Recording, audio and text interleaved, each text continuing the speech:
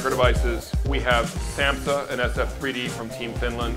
We have Pete Hardman in blue, and we have Maki. All of these people are here to help us take Dragon technology to new limits. As you know, Phenom 2 has exhibited no cold bug. We've been running on liquid nitrogen through all of our early testing, and as a result, we've seen really great overclocking results. The challenge has been getting the conditions right to run Phenom 2 at temperatures below -190 centigrade. So what we've done is we have brought 500 liters of liquid helium to the desert and to the Extreme Systems event. What do you get when you take a die and cool it down below 200 Celsius?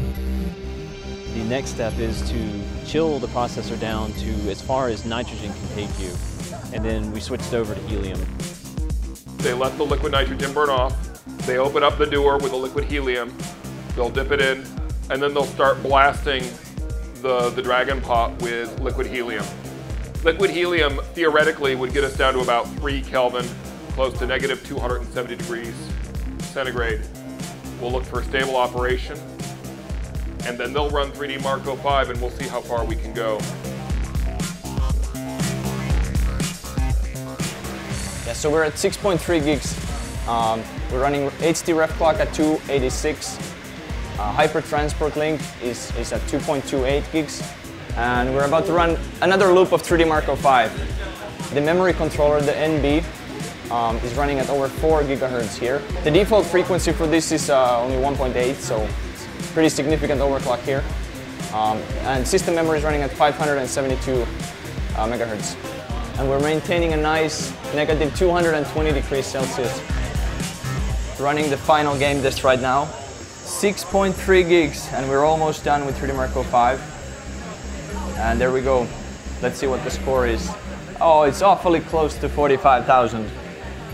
44,988.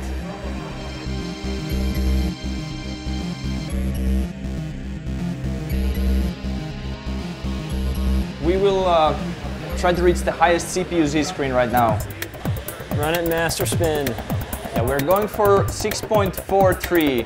CPU Z running at 6.435 gigahertz. All right, so we are going to try 6.5 gigahertz CPU Z screen here. Let's see what happens. Temperature is at -232, and the system is running at 6.5 gigahertz right now. This is the highest we've ever reached. 6.5 gigahertz.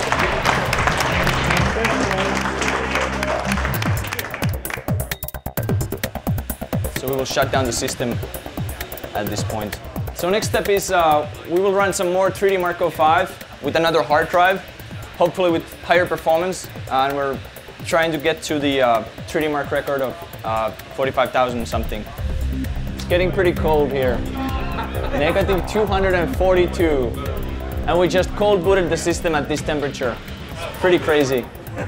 A big tank, 250 liters of liquid helium, gives us only around 90 minutes of benchmarking. So we don't have room for mistakes. It's an experiment to see what happens.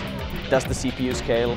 Can it actually even run with this type of cooling? The CPUs just haven't been able to run at such cold, extreme temperatures. Yeah, we're almost done with the second game test here. 6.27 gigahertz frequency. We're hoping for 45,000 this time around. The previous run was just a couple points below 45. All right, running the final test, game test number 3, 6.3 gigs. And on this run, we got very good frame rates on the first 2 tests. So, assuming we finish this, this should be the highest score we have reached here so far. A couple more seconds to go, and we should have a pretty impressive score on the screen.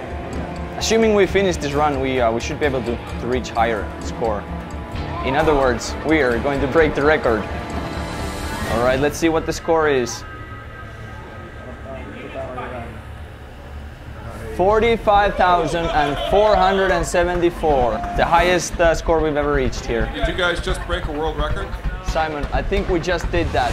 Congratulations, everyone. Thank you.